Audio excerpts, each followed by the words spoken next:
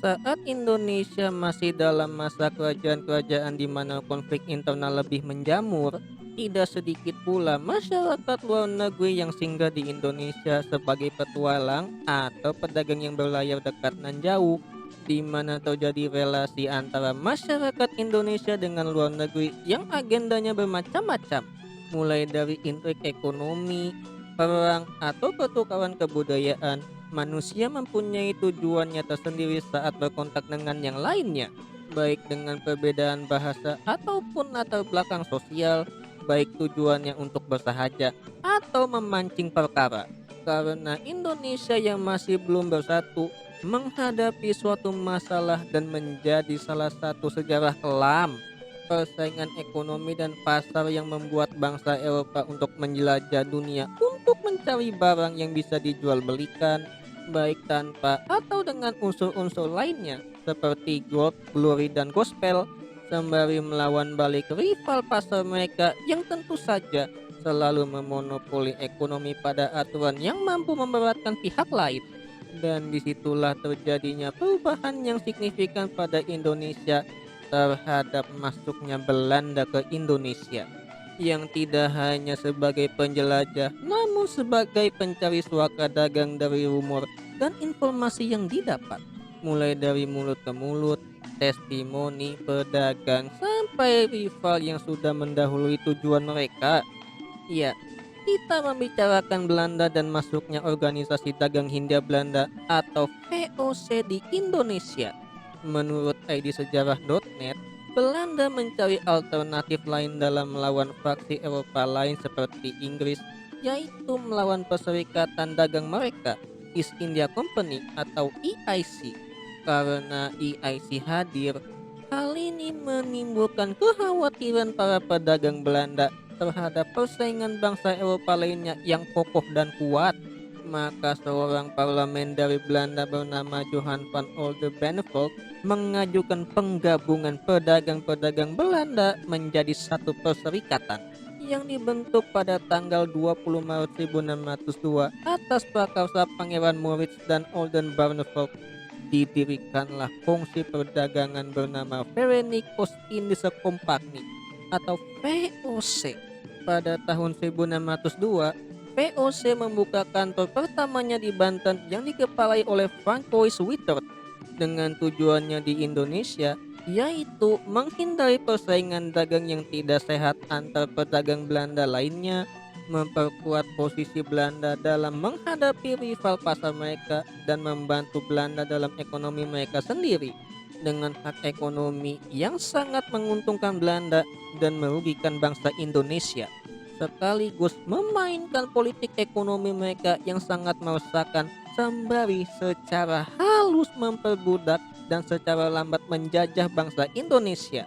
Hingga tahun 1611, Jayakarta berhasil direbut Belanda dan dijadikan lokasi strategis untuk pusat kekuasaan VOC di Indonesia. Atau versi sejarah lengkap.com, Belanda datang ke Indonesia tidak semudah yang diperkirakan. Karena pada tahun 1595 hingga 1597, Cornelis T. Houtman dan Jan Huyen van Linschoten menemukan jalur rahasia yang dipakai Portugis. Karena jalur ini, 4 kapal ekspedisi berlayar dan singgah di Banten, yang pada saat itu Banten menjadi pelabuhan tersebar untuk perdagangan lada, hingga dia menghadapi penduduk Madura lokal yang merugikan ekspedisinya, terutama awak kapalnya. Setelah itu ekspedisi berlanjut dan dia pun kembali pulang ke Belanda dengan membawa rempah-rempah yang menguntungkan. Hingga di tahun 31 Desember 1600, Inggris mendirikan perusahaan dagang bernama The British East India Company. Lalu Belanda mendirikan VOC pada tahun 1602 dan Prancis mendirikan French East India Company pada tahun 1604. Hal yang mendasari Belanda mendirikan VOC karena persaingan dan tekanan dari bangsa Eropa lainnya yang mendirikan kongsi dagang mereka, di mana Portugis, Spanyol, Inggris, dan Perancis menghadapi gejolak ekonomi dan pangsa pasar dari rival mereka masing-masing. Pihak Belanda pun merasa khawatir atas persaingan sengit ini hingga Staten General di Belanda memberikan kewenangan untuk VOC membentuk tentara perang, di mana yang dibiayai VOC ini adalah tentara yang khusus dalam menghadapi konflik ekonomi dan pasar dalam lingkup VOC saja. Ditambah lagi dengan tujuan hak-hak eksklusif dan sistem monopoli pasar mereka. Para bangsa Eropa secara kasar memeras bangsa lainnya, sembari secara halus memperbudak dan menjajah mereka, termasuk bangsa Belanda. Karena kesewenangan bangsa Belanda yang menginjak, meneror, dan memperbudak bangsa Indonesia dengan kebijakan yang dilegalkan dan diuntungkan sepihak, bangsa Indonesia pun melawan kerajaan-kerajaan Islam, rakyat jelata, hingga publik figur ikut serta melawan penjajahan berkedok persaingan ekonomi. Tapi di video ini, kita akan membicarakan satu tokoh yang cukup fenomenal. Meski hanya di satu daerah saja, tapi dia tetap seorang legenda yang pengaruhnya masih kerasa sampai saat ini. Dia adalah Si Pitung. Tokoh legenda dari Betawi ini sering dijadikan bahan pembicaraan ahli ataupun publik. Tokoh pria dewasa tapi tidak tua yang menggunakan peci, sarung di leher, dan pakaian orang Jakarta masa lalu. Dengan kisah heroiknya atau kisah kriminalnya sebagai perampok pedagang kaya Belanda yang merampas hak rakyat jelata, dengan goloknya, ilmu silat dan jimatnya atau kesaktiannya dengan pantangan tidak memotong rambutnya, dia pun bersama para komplotan bandit yang dia kalahkan karena merampas uangnya hasil menjual kambing, merampas harta hasil tirani kompeni alias Belanda dan tuan tanah yang semenang-menang dan menindas rakyat miskin. Mulai dari perampokan hingga penipuan demi memberikan sedikit harta kepada masyarakat yang membutuhkan. Meskipun Si Pitung lebih dianggap kriminal dari sudut pandang Belanda dan pahlawan dari sudut pandang Indonesia, tapi tetap perilakunya dianggap tidak beradab karena tindakan kriminal dan melawan Belanda yang mustahil seorang diri untuk melawan.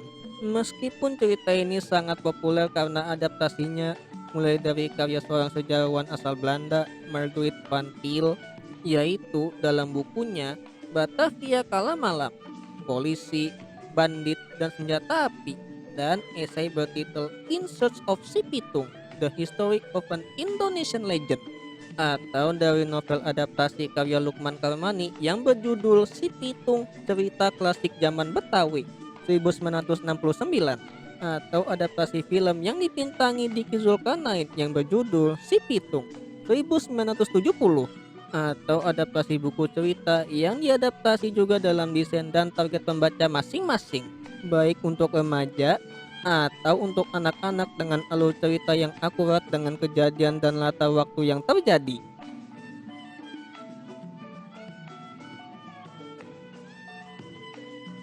Atau sinetron zaman dahulu yang bisa dibilang imajinasinya keterlaluan. Yulia Trendy, Si Pitung The Master beraksi.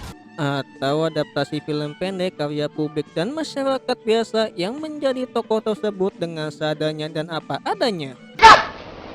Siapa? Aku Si Pitung.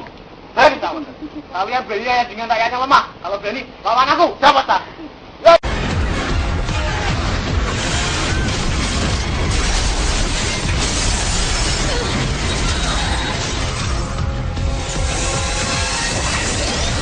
Atau juga adaptasi permainan yang telah dipublikasikan sebagai media lain dalam menceritakan kisah heroik Si Pitung.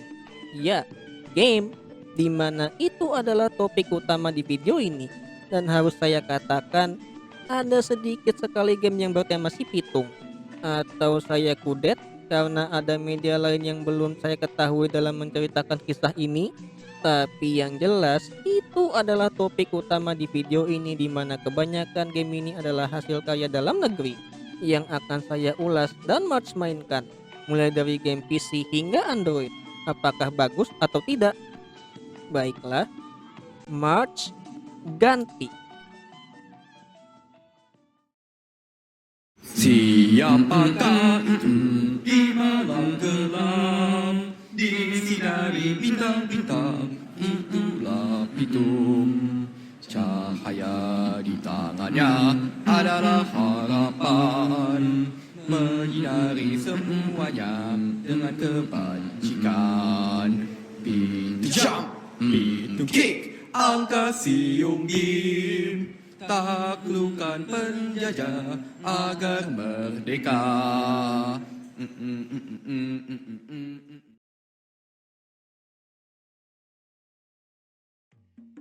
Sebelum mulai, game yang akan diulas hanya dua tipe saja, PC dan Android.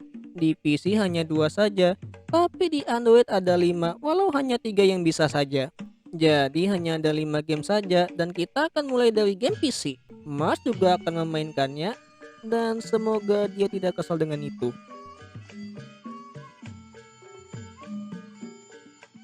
Baiklah March, bagaimana kalau kau yang memilih gamenya? Oh, balasan si pitung. Oke, tidak masalah. Balasan si pitung. Game ini diciptakan oleh tim Parametis dan diposting di itch.io di tahun 2024. Atau lebih tepatnya tim Warteg New Era pada masa global game jam 2024. Tapi sebelum mulai, saya akan memperkenalkan sumber material dari game ini. Game ini bersumber dari komik kecil-kecilan oleh komikus berinisial Bondi dengan judul Return of the Pitung, A New Hope, dengan cerita yang bersumber dari hidup si Pitung melawan VOC di daerahnya. Hanya saja di komik ini dibumbui fiksi sains yang saya pikir keren-keren saja, tapi ada satu masalah yang mungkin personal dari saya. Bondi adalah cosplayer dan saya rasa otakku dan jejepangan akut. Bisa dilihat di postingan Instagramnya yang buktinya di postingannya itu dialah pembuat komik ini. Yang tentu saja dan saya takuti pengaruh itu masuk ke komiknya. Dan iya, sudah jelas terlihat pada beberapa gambarnya. Maksudku lihat halaman komik Pitung Fact dan katakan padaku apa ini mengingatkanmu pada suatu pose?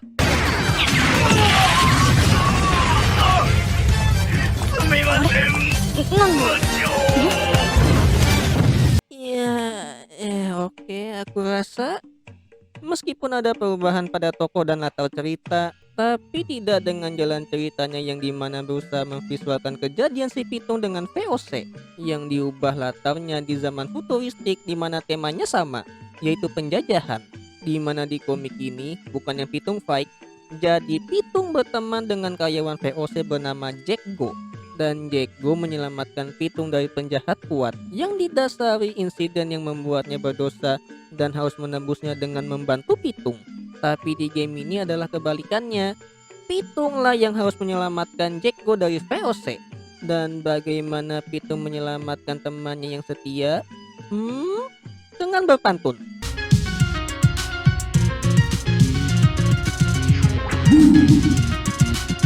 Makan nasi uduk, minumnya es batu. Penghulunya duduk. Nih, penghulu yang tepat waktu. Assalamualaikum. Iya, berpantun. Dan yang kampretnya lagi, game ini adalah game mengetik. Seperti ini contohnya. Boleh juga idenya. Saya suka ini. Menggabungkan game mengetik dan pantun.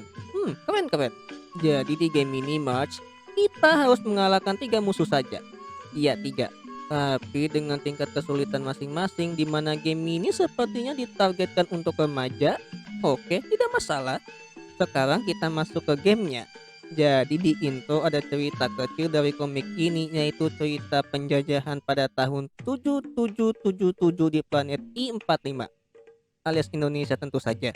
Karena sebuah tanaman yang bernama rempa alias rempah-rempah tentu saja, yang di komiknya diubah jadi micin yang diproduksi oleh perusahaan konglomerat VOC atau kepanjangannya Vendo Opsido Company, di mana warga di planet itu pasrah hingga muncul pahlawan muda, Phantom Thief Pitung. Ya, Phantom Thief jika kau tahu apa itu. Di mana Pitung berusaha menyelamatkan Jack Go dari komandan VOC, Van de Velk. Tapi karena musuhnya organik dan mungkin Pitung lagi menggunakan taktik pacify atau menenangkan, jadinya tidak menggunakan kekuatannya seperti di komik, tapi menggunakan pantun. Tapi kenapa pakai pantun? Anggap saja garis bawahnya, game ini adalah alegori dari palang pintu. Apa itu? Menurut brightstory.com, Palang pintu adalah tahapan dari proses pernikahan adat Betawi yang menggabungkan laga pencaksilat, adu pantun hingga ayat suci Al-Quran dan solawat. Yang dikutip dari buku panduan prosesi adat perkawinan Betawi Buke Palang Pintu 2013 yang ditulis oleh Baktiar. Kemunculan tradisi ini dialami oleh si Pitung. Iya, si Pitung yang jadi topik di video ini. Di mana ceritanya si Pitung ingin mempersunting Aisyah tapi harus melawan calon ayah mertuanya, Murtado. Menurut tirto.id, Murtado dikenal sebagai jawara Kemayoran di mana si Pitung harus mengalahkan dia dalam adu silat dan pantun. Di mana dalam bahasa Betawi, palang artinya penghalang agar orang atau sesuatu tidak bisa masuk. Tapi dalam konteks pernikahan pada situasi si Pitung dan Aisyah. Tapi di game ini, situasinya si Pitung berusaha menyelamatkan Jack Go dan melewati semua musuh yang tentu saja palang untuk masuk ke level selanjutnya dengan menggunakan pantun yang kita harus ketik kata yang tertera di game ini, di mana tulisan ini tidak berubah meski bermain lagi. Tapi kau harus hati-hati dengan tipe atau darahmu berkurang di mana kau hanya punya 5 kesempatan saja. Gunakan spasi jika kata sudah ditulis untuk mengganti ke kata selanjutnya sampai darah musuh berkurang semua. Jika darah musuh atau si Pitung berkurang, akan ada animasi yang hanya pindah gambar saja. Tidak ada animasi atau pergerakan tubuh. Kayak visual novel gitu. Ganti satu JPEG ke satu JPEG lainnya. Oke lah. Serta jika timer habis, tidak ada timeout, malahan jadi minus. Karena apa? Timer itu adalah skor untuk seberapa cepat kau menyelesaikan level. Itu saja. Di game ini, kau harus melawan pasukan bersenapan Lester. Yang ya oke lah desainnya. Tapi ada sesuatu yang janggal. Apa itu? Lihat baik-baik. Di mana latar belakangnya adalah editan gak serius. Dan seadanya dari foto museum Fatahillah. Baik, saya tahu ini adalah benteng VOC di intro. Tapi rada gak nyambung sama latar belakang di level 1. Ya, sudahlah. Setelah kau lewati prajurit itu, kau berhadapan dengan Van de Velak yang harusnya ini di dalam benteng futuristik, sama seperti di komiknya. Tapi latar belakang ini menggunakan foto dari pengguna Unsplash bernama Zack Zook dan diedit lagi. Kenapa ya? Kan banyak latar belakang futuristik. Kenapa pilih yang ini? Dan sama seperti level sebelumnya, kalahkan palang ini yang levelnya sedang dengan kata yang tertera berbeda tiap level. Tapi kau tahu apa yang menggelitik otakku? Desainnya menyerupai toko Funny Valentine dari JoJo Steel Ball Run, tapi dengan desain yang mengambil ide dari toko Diego Brando dengan huruf itu yang ditaruh di pakaian Van de Velak. Jadi kau gabungkan desain dari Funny Valentine dan Diego Brando jadilah orang ini?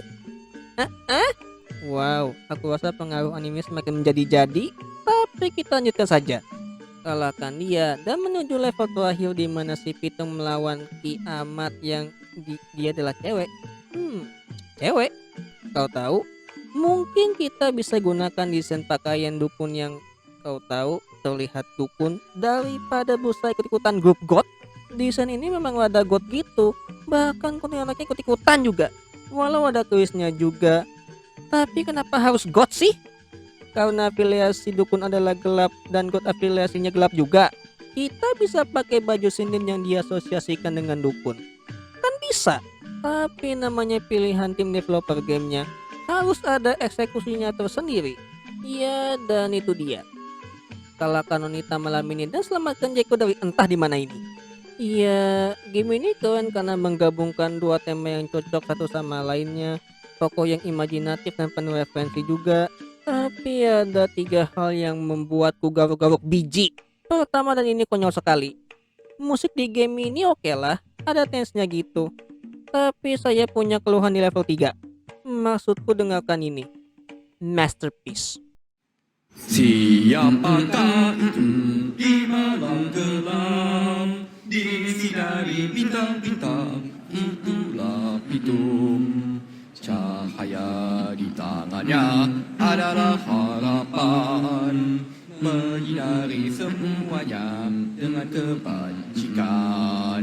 Pitung jump, Pitung kick, angka siung gim, taklukkan penjajah agar merdeka.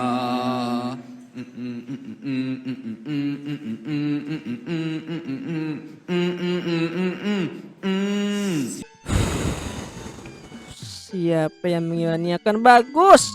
Suaranya diasosiasi dan amburadul. Setidaknya tidak seamburadul ini. Jangan sampai engkau menyesal kemudian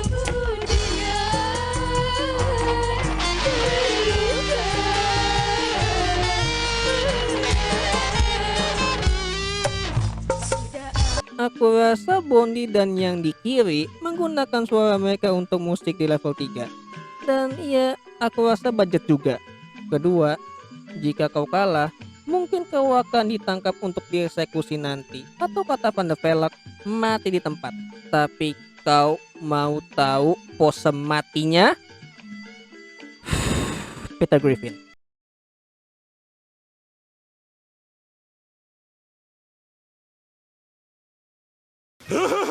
Bisakah kita gunakan sesuatu yang original?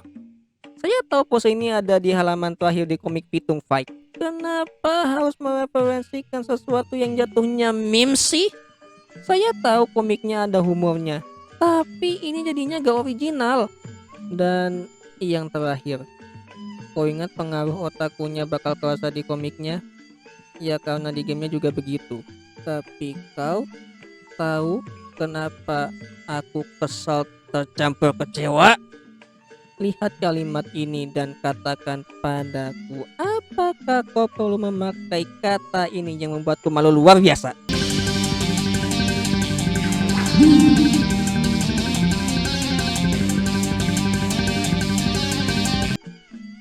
Loh, Caca, Momi? Hah? Siapa yang menaruh kalimat ini? Hah? Apa kau mereferensikan game-game itu karena ada gacha dan loli mominya? Kau tahu? What happened to you? What happened to you? Padahal semua kalimat pantun dari level 1 sampai 3 baik-baik saja, bahkan mengandung lawakan dan nasihat baik. Kenapa nih satu begini sih? Aduh. Ya, keseluruhan gamenya oke, desainnya keren-keren aja, tapi ada masalah sampingan yang tidak perlu ditaruh. Maksa gitu. Tapi seriusan, kenapa hal ini bisa terjadi sih? Oh, temanya game lelucon. Tema gamenya. Sial. Lanjut.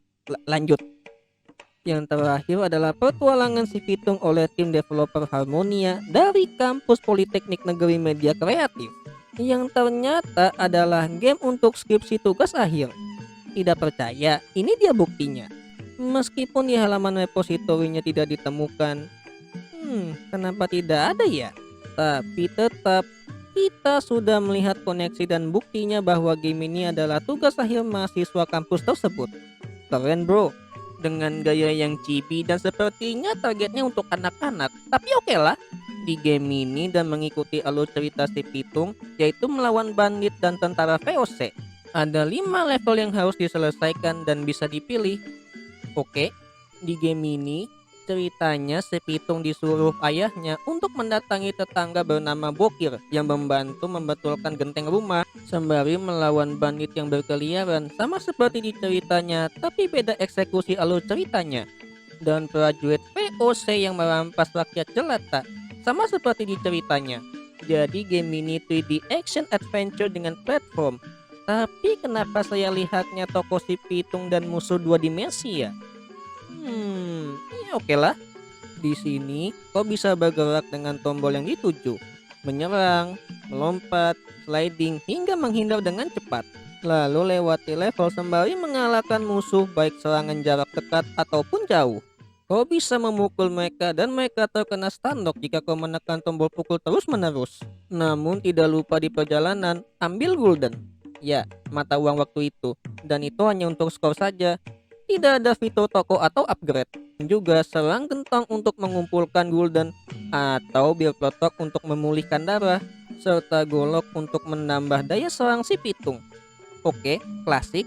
Lalu ada cameo ondel-ondel. Iya, menurut kumparan.com, ondel-ondel dulu digunakan dalam ritual tolak bala atau tradisi pemujaan roh leluhur. Tapi fungsinya di zaman sekarang sebagai hiburan atau penyambutan tamu dalam acara penting. Iya, hiburan yang biasanya ada pengamen keliling atau yang ada boneka mampangnya. Namun hati-hati untuk melewati beberapa level karena ada lubang. Jika kau kalah, baik diserang musuh atau jatuh ke jurang, game over. Dan kau harus mengulang dari awal level karena tidak ada checkpoint. Bagus. Dan itu dia. Tapi harus disadari bahwa ada informasi musuh di bawah. Ya, dan itu penting. Jika kau menuju akhir level tapi belum mengalahkan semua musuh, game tidak akan berlanjut ke tahap selanjutnya. Jadi kalahkan semua musuh dahulu baru ke garis akhir untuk menyelesaikan level, baik mengumpulkan semua golden atau tidak. Baiklah, itu adalah basic di game ini. Mari kita bicarakan ceritanya. Di game ini di level 1, si pitung disuruh ayahnya menengok bokir dengan melewati hutan. Di level 2, si pitung melawan semua bandit dan menyuruh mereka membantu si pitung melawan company. Di level 3, si pitung bertemu bokir yang uangnya dirampas sama VOC dan si pitung pun akan menghajar mereka.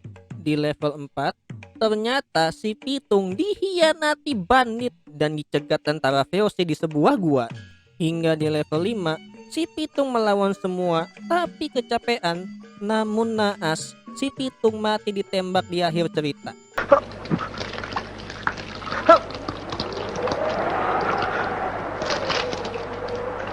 Terima kasih. Hena, lu mesti baik-baik sama orang-orang kampung. Aisyah. Allahu Akbar.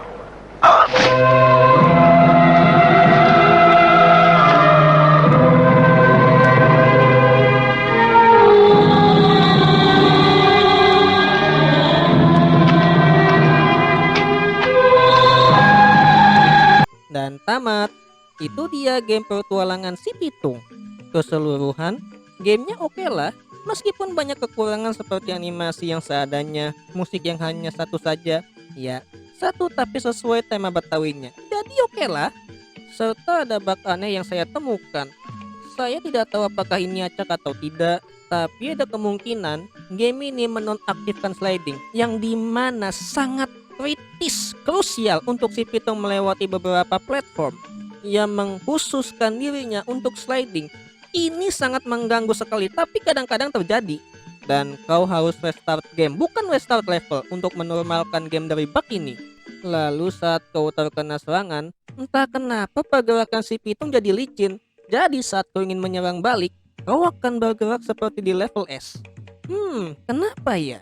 Serta ada hal yang mengganjal di game ini. Kedua tentara VOC ini memakai senapan, tapi hanya satu yang menembak dan satunya menggunakan belati di senapannya. Kenapa tidak menembak saja? Seperti tentara VOC ini yang daya serangnya besar dan suaranya berisik banget. Tapi ya sudahlah, namanya pilihan desain. Dan itu dia semua game di PC. Sekarang kita menuju Android. March.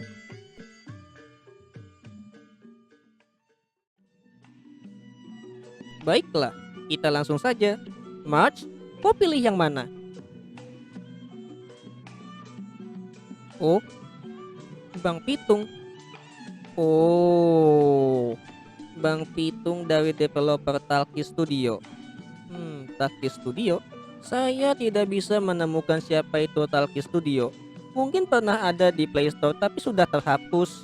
Jadi ya, saya tidak tahu. Baiklah. Game ini ada dua pilihan, baca dan main. Jika pilih baca, hanyalah tulisan cerita dari hidup si pitung itu sendiri, serta ada ilustrasinya di akhir halamannya. Tapi kalau main, ya lihat saja.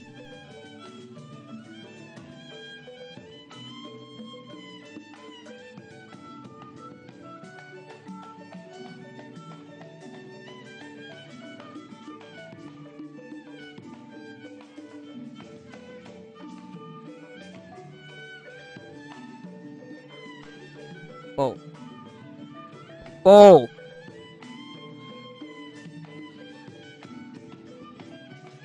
Ya maksudku platform yang seperti ini ya Po. Ya baiklah. Jadi di game ini dan saya menggunakan Nox karena tidak bisa di HP Oppo saya. Kau harus menggerakkan si pitung dengan menahan mouse atau layar gamenya dan gerakan si pitung yang hanya JPEG saja. Ke kiri dan kanan. Jika kau melepas tahan klik kiri mousemu, si pitung akan terbang tak karuan. Jadi hati-hati bila sudah naik ke atas. Tapi naik ke atas hanya jika menyentuh platform tersebut dan menyentuh power up saja. Dan itu dia gamenya. Tidak ada yang lainnya. Musiknya ya ada dan kreditnya di situ. Mungkin copyright jadi tidak saya suarakan. Simple dan simple. Selanjutnya March. Oke. Jejak si pitung. Baiklah, ini dia. Jejak si pitung dikembangkan oleh SGR dan dipublish oleh Penelix Studio. Lagi, saya tidak tahu siapa mereka dan tidak ada informasi yang pasti dari pengembang ini. Jadi ya tidak masalah. Baiklah, di game ini kau sebagai si pitung tentu saja dan kau harus melewati 4 level di mana 1 gratis dan 3 lainnya harus dibayar dengan koin. Oke. Dan ya lihat dulu gamenya.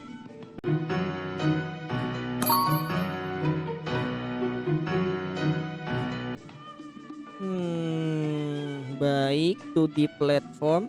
Lanjut. Jadi di game ini dannya itu si pitungnya yang entah kenapa saya lihatnya mirip Fizi dari Upin Ipin. Maksudku wajah dan rambutnya hampir sama. Kebetulan kah? Ya terserah.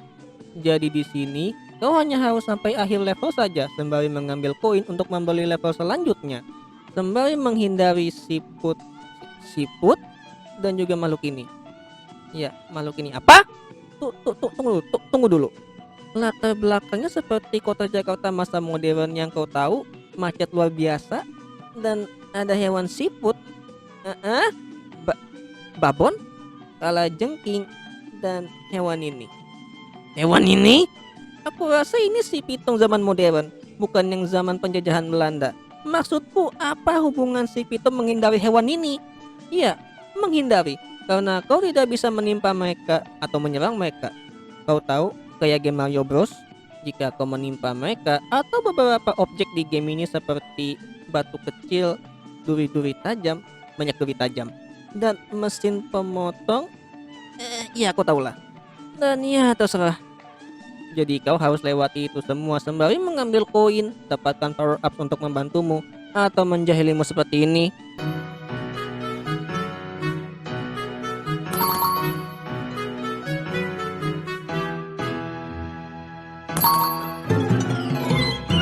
Tapi jangan khawatir, karena ada checkpoint di game ini yang akan membantumu respon tanpa harus mengulang dari awal level.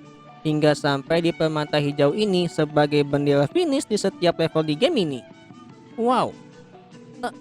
Tapi tunggu dulu. Musuh yang tidak bisa dilawan, banyak jebakan dan checkpoint.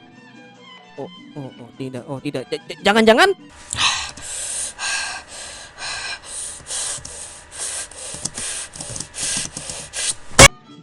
Iya, game ini berusaha jadi Cat Mario. Hah?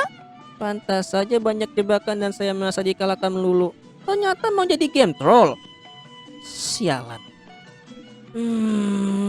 Iya. Jadi itulah yang terjadi di game ini. Tapi untungnya tidak sekampret aslinya.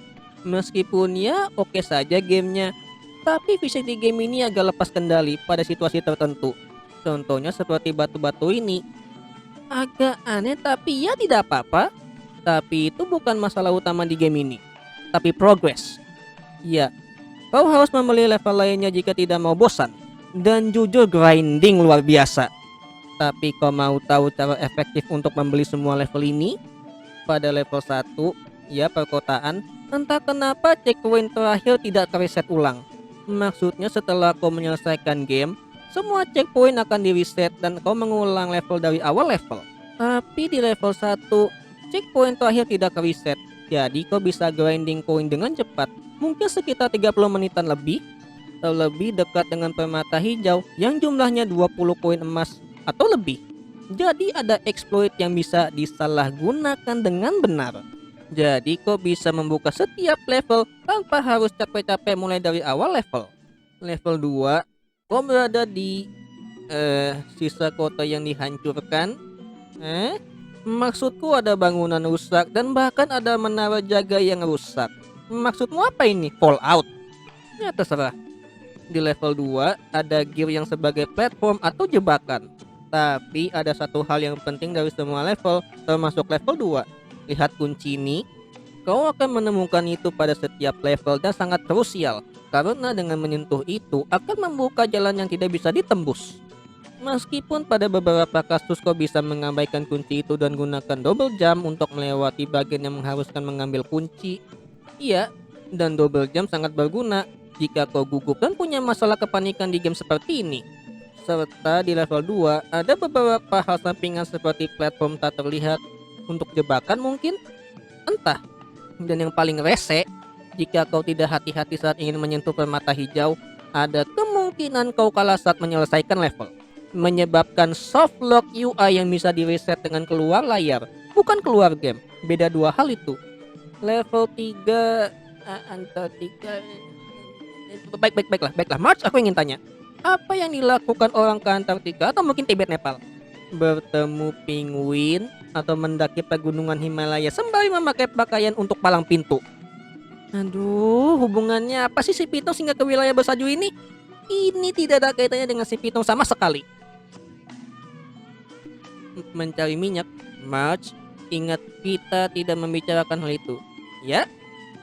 Baik, kita lanjut lagi.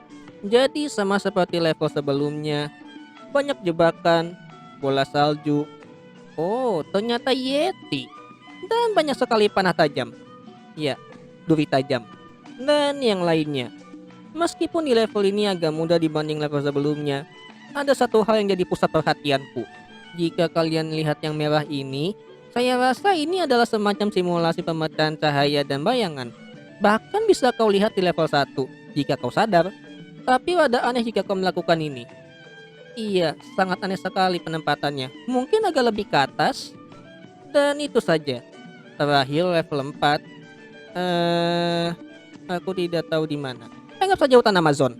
Banyak jebakan. Lah si siput. Banyak jebakan dan juga fisik yang liar. Kau tahu? Aku menyerah. Aku tidak tahu kenapa si Pitung harus ke hutan Amazon, entah mau apa. Bertemu suku pedalaman kali buat direkrut ngelawan penjajah. Dan ya itu dia. Tidak ada ending dan cerita di game ini.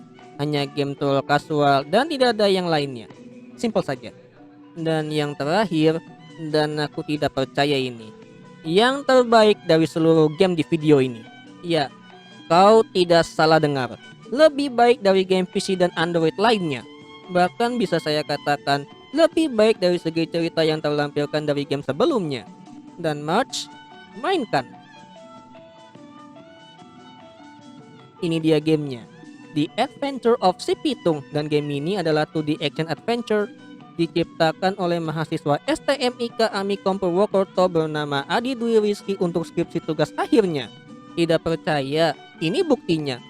Keren Mas Adi. Sekarang kita masuk ke gamenya. Di game ini, kau bisa memilih level dan hanya ada 3 level saja. Dengan tingkat kesulitan dan varian musuh yang berbeda tiap levelnya. Jadi di game ini pada setiap level ada intro ceritanya.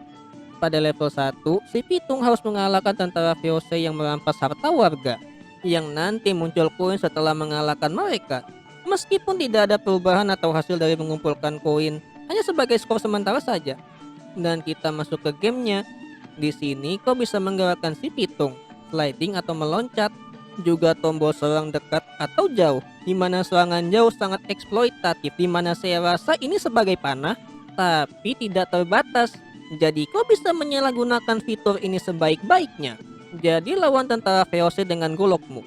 Iya, tidak pakai silat. Sembari diiringi musik Betawi yang orisinal.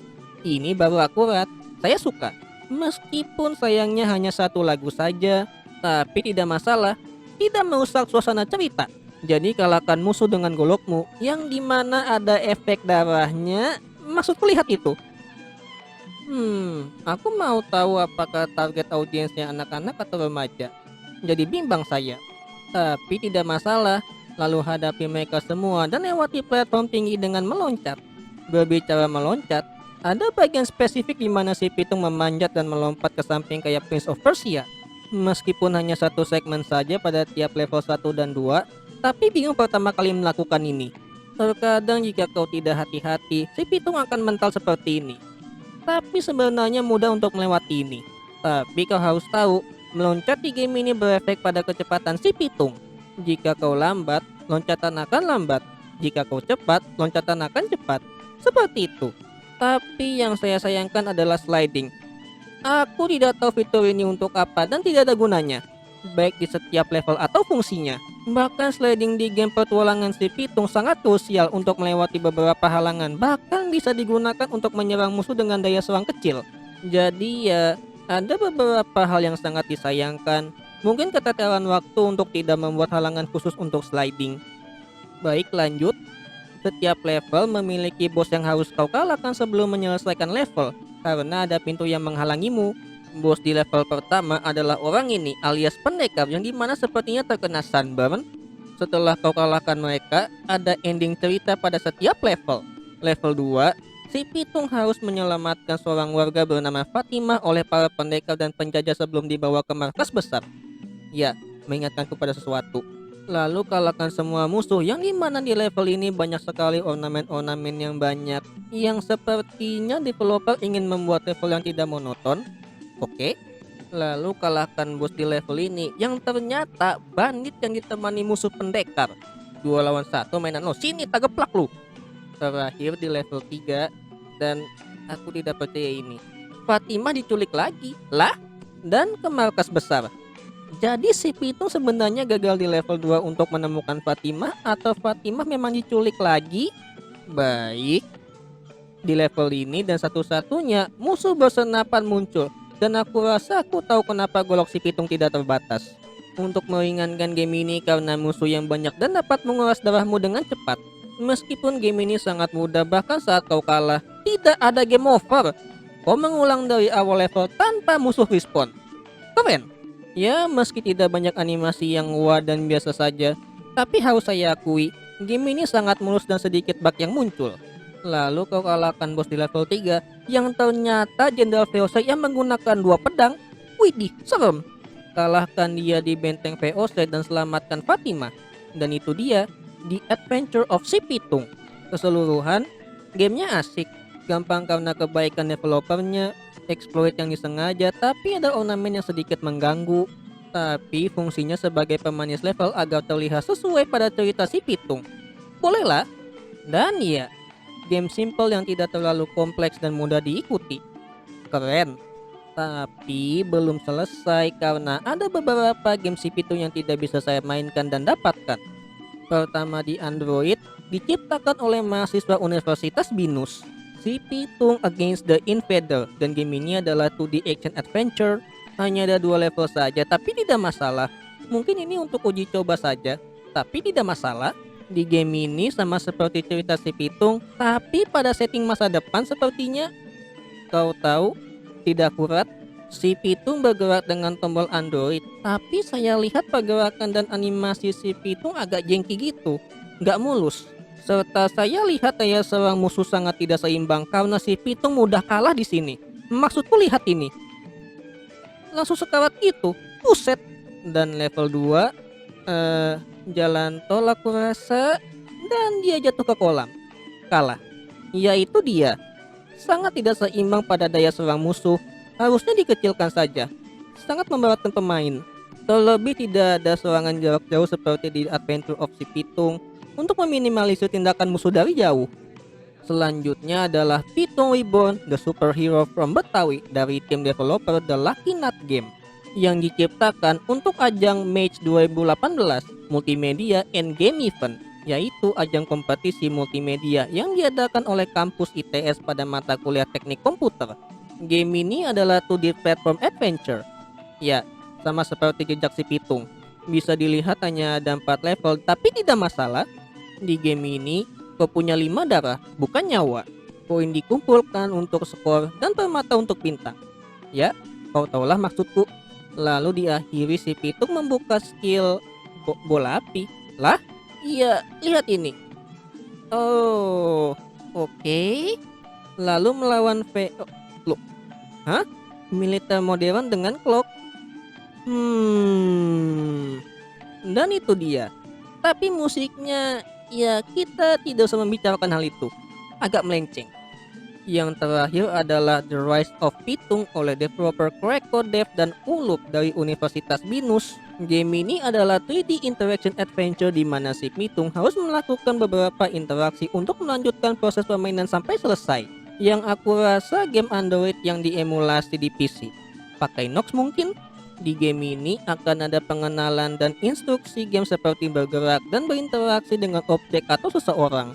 Hanya ada 3 level di game ini serta ada pengenalan tokoh si Pitung dan juga ilustrasinya yang gak niat. Lalu kita mulai. Jadi di gamenya berusaha untuk memvisualkan suasana dan latar pada masa si Pitung hidup. Ada beberapa bangunan dan objek yang masih tradisional. Oke.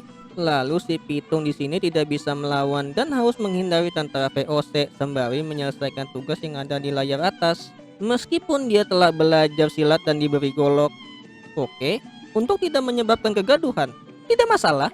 Lalu kau harus muter-muter menyelesaikan tugas seperti berinteraksi dengan objek, orang, bahkan masuk tong sampah. Ya, selesaikan semua misi dan itu dia, The Rise of si Pitung. Sepertinya gamenya mungkin ditargetkan untuk anak-anak, tapi oke desainnya. Meskipun saya tidak bisa mendapatkan game-game ini, setidaknya sudah dipublikasikan keberadaannya. Keren kalian semua. Dan itu dia, game si Pitung di video yang dimana ada yang keren, konyol, dan ada yang kurang menarik. Tapi itu adalah kisah perjuangan satu orang dalam menumpas kejahatan melawan penjajah pada masanya.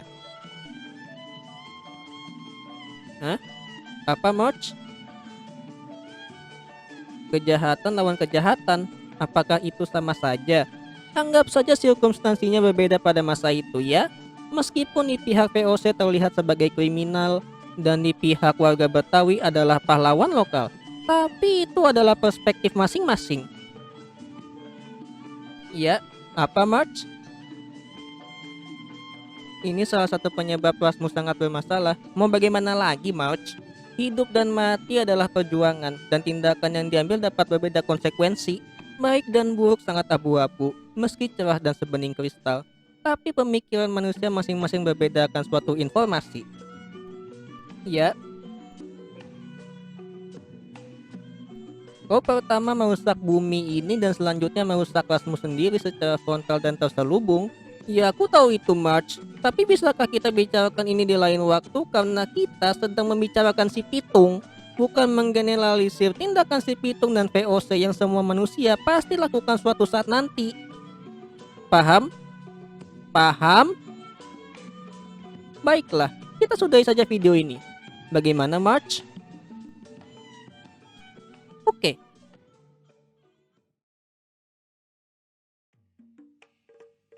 Dengan adanya media yang memperluas informasi, kita banyak tahu hal keren dan dipertanyakan. Termasuk cerita hidup si Pitung yang punya rasa dan sejarah tersendiri, di mana kita bisa mengambil hikmah yang baik untuk diikuti dan menghindari yang buruk agar tidak terjadi lagi di kemudian hari. Tapi keren loh yang membuat media game yang memvisualkan tokoh ini dengan imajinatif dan eksekusi desain masing-masing. Keren kalian. Dan itu dia. Terima kasih telah menonton dan selalu hati-hati di jalan. Terima kasih kembali dan sampai jumpa. Ciao.